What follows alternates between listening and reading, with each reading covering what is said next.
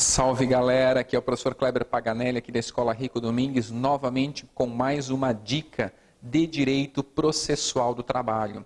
Você que está se preparando para provas, concursos em geral, exame da OAB, ou mesmo você que está aí na graduação e tem interesse no tema, vem aqui uma dica quanto à figura do preposto na Justiça do Trabalho.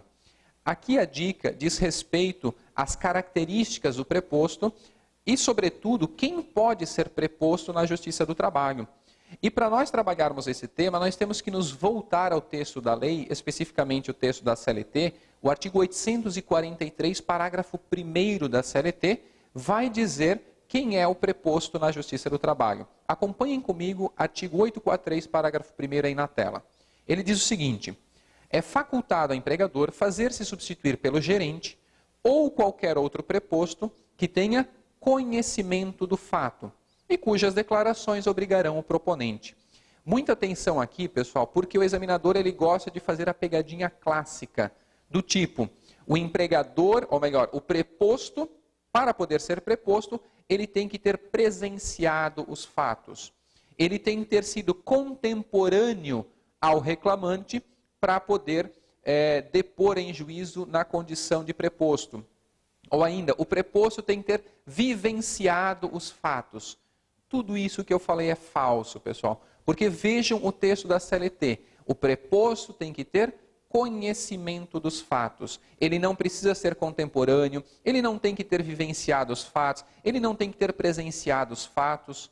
E aí você vai se perguntar, ué, como ele pode ter conhecimento se ele não presenciou, se ele não viu os fatos? Não esqueçam, pessoal, que o preposto ele está indo na condição de representante da empresa. Pois ora, o empregador não pode estar presente, ele não pode, o sócio da empresa não pode comparecer, ele manda alguém no lugar. Vamos imaginar que o sócio estivesse indo para a audiência. Será que o sócio teria presenciado os fatos? Provavelmente não. No entanto, ele não tem que ter presenciado, ele tem que conhecer dos fatos. Não só o sócio que comparece, ou mesmo a figura do preposto. Então, como é que ele vai ter conhecimento dos fatos? Alguém passou as informações, alguém explicou as informações. Então vejam, o requisito essencial para ser preposto, um deles é ter conhecimento dos fatos. E aí muita dúvida pode surgir quanto ao outro requisito. Será que há ou não há necessidade de que o preposto seja empregado da empresa? E a resposta é, em regra, sim. O preposto, em regra, tem que ser também empregado da empresa.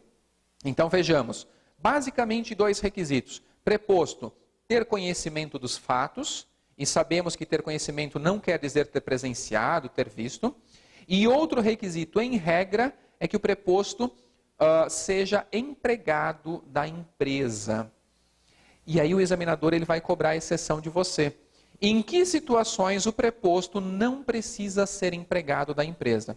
Bom, outra coisa a destacar é que esse requisito de ser empregado sequer está previsto na CLT.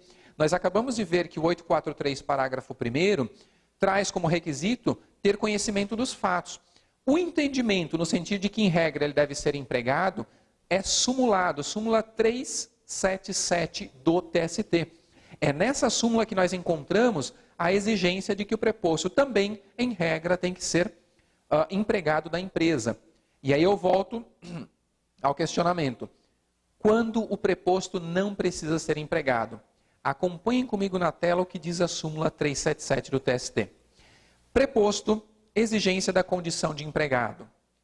Exceto quanto à reclamação de empregado doméstico ou contra micro ou pequeno empresário, o preposto deve ser necessariamente empregado do reclamado, inteligência do artigo 843, parágrafo 1º da CLT e do artigo 54 da Lei Complementar 123 de 2006. Essa lei complementar é que trata das microempresas e empresas de pequeno porte. Então vejam, em regra, o preposto tem que ser empregado do reclamado, exceto quando, salvo em que hipóteses, o preposto não precisa ser empregado, quando nós estivermos diante de reclamação de empregado doméstico ou de microempresa ou empresa de pequeno porte. Então fique atento porque essa exceção ela também é muito cobrada em provas que tem a matéria processo do trabalho. Ok, pessoal? Espero que tenha ajudado em mais uma dica. Fiquem atentos nas novas videodicas que serão postadas aí no canal da Escola Rico Domingues aí no YouTube. Sucesso a todos e até a próxima videodica. Abraço.